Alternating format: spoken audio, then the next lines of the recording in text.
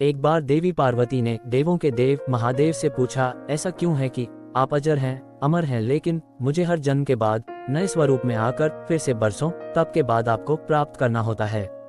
जब मुझे आपको पाना है तो मेरी तपस्या और इतनी कठिन परीक्षा क्यों? आपके कंठ में पड़ी नरमुंड माला और अमर होने के रहस्य क्या हैं? महादेव ने पहले तो देवी पार्वती के उन सवालों का जवाब देना उचित नहीं समझा, लेकिन पत्नी होने के कारण कुछ रहस्य उन्हें बताने पड़े। शिव महापुराण में मृत्यु से लेकर अजर अमर तक के कोई प्रसंग है जिसमें एक साधना से जुड़ी अमर कथा बड़ी रोचक है, जिसे भक्तजनों अमृतत्व की कथा के रूप में जानते हैं। हर वर्ष हिमालय में अमरनाथ, कैलाश और मानसरोवर तीर्थ स्थलों में लाखों श्रद्धालु पहुंचते हैं। सैकड़ों किलोमीटर की पैदल यात्रा करते हैं। क्यों? यह विश्वास यूं ही नहीं उपजा। शिव के प्रिय अधिक मास अथवा आषाढ़ पूर्णिमा से श्रावण मास तक की पूर्णिमा के बीच अमरनाथ की यात्रा भक्तों को खुद से जुड़े रहस्यों के कारण और प्रासंगिक लगती है। पौराणिक मान्यताओं के अनुसार अमरनाथ की गुफा ही वह स्थान है जहां भगवान शिव ने पार्वती को अमर होने के गुप्त रहस्य बताए थे। उस दौरान उन दो ज्योतियों के अलावा तीसरा वहां कोई प्राणी नहीं था। न महादेव का नंदी और न ही उनका नाग, न सिर पे गंगा और न ही गणपति कार्तिकेय। गुप्त स्थान की तलाश में महादेव ने अपने वाहन नंदी को सबसे पहले छोड़ा। नंदी जिस जगह पर छूटा उसे ही पहलगाम कहा जाने लगा। अमरनाथ यात्रा यहीं से शुरू होती है। यहाँ से थोड़ा आगे चलने पर शिवजी ने अपनी जटाओं से चंद्रमा को अलग कर दिया। जिस जगह ऐसा किया वह चंदनवाड़ी कहलाती है। इसके बाद गंगा जी को पंचतरणी में और कंठाभूषण सर्पों को शेषनाग पर छोड़ दिया। इस प्रकार इस पड़ाव का नाम शेषनाग पड़ा। अमरनाथ यात्रा में पहलगाम के बाद अगला पड़ाव है गणेश टॉप। मान्यता है कि इसी स्थान पर महादेव ने पुत्र गणेश को छोड़ा। इस जगह को महागुना का पर्वत भी कहते हैं। इसके बाद महादेव ने जहां पिस्सू नामक कीड़े को त्यागा वह जगह पिस्सू घाटी है।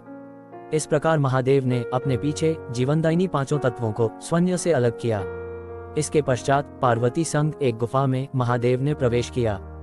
कोई तीसरा प्राणी यानी कोई व्यक्ति, पशु या पक्षी गुफा के अंदर कथा को न सुन सके, इसलिए उन्होंने चारों ओर अग्नि प्रज्वलित कर दी। फिर महादेव ने जीवन के गूढ़ रहस्य की कथा शुरू कर दी। कहा जाता है कि कथा सुनते सुनते देवी पार्वती को नींद आ गई, वह सो गई और महादेव को ये पता नहीं चला, वह सुनाते रहे। ये कथा इस समय दो सफेद कबूतर सुन रहे थे और बीच बीच में घूं घूं की आवाज निकाल रहे थे। महादेव को लगा कि पार्वती मुझे सुन रही हैं और बीच बीच में हुंकार भर रही हैं। चूंकि वैसे भी भोले अपने में मग्न थे तो सुनाने के अलावा ध्यान कबूतरों पर नहीं गया। दोनों कबूतर सुनते रहे। जब कथा समाप्त होने पर महादेव का ध्यान पार्वती पर गया तो उन्हें पता चला कि वे तो सो रही हैं। तो कथा सुन कौन रहा था? उनकी दृष्टि तब दो कबूतरों पर पड़ी तो महादेव को क्रोध आ गया। वहीं कबूतर का जोड़ा उनकी शरण में आ गया और बोला, भगवान, हमने आपसे अमर कथा सुनी है। यदि आप हमें मार देंगे तो ये कथा झूठी हो जाएगी, हमें वर प्रदान करें। इस पर महादेव ने उन्हें वर दिया कि तुम सदैव इस स्थान पर शिव व पार्वती के प्रतीक चिन्ह में निवास करोगे।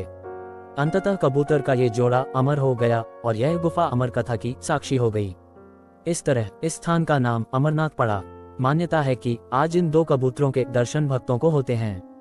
अमरनाथ गुफा में ये भी प्रकृति का ही चमत्कार है कि शिव की पूजा वाले विशेष दिनों में बर्फ के शिवलिंग अपना आकार ले लेते हैं।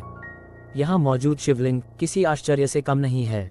पवित्र गुफा में एक और मां पार्वती और श्री गणेश के भी अलग से बर्फ से निर्मित प्रतिरूपों के भी दर्शन किए जा सकते हैं। धन्यवाद।